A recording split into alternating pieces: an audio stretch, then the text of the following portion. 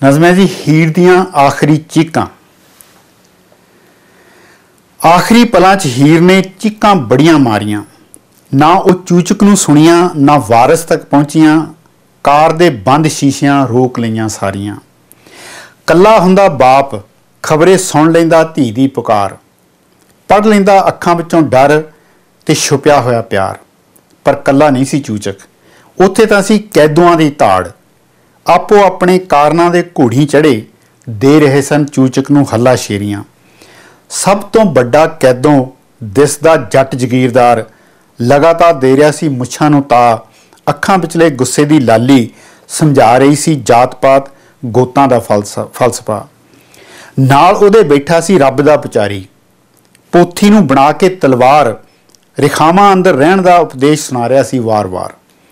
चोपड़े चेहरे वाला कैदों भी बैठा सी, इमीग्रेशन के पेपर हीर अगे करी।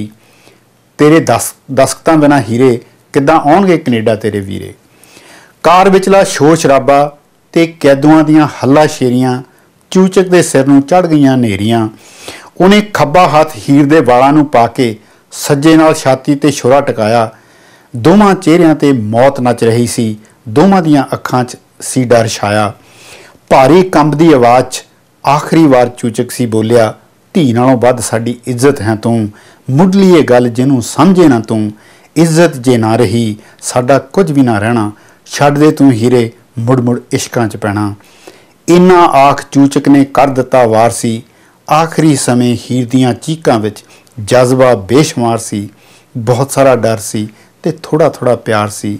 छुरे दी जबान सुन चुप सारे छा गई। कार विच कल्ला बाप हुण कोई ना नाल सी। गोदी विच धी दी थां हुण उहदी लाश सी। पैरां वल नूं चुप वगदी तत्ते खून दी एक धार सी।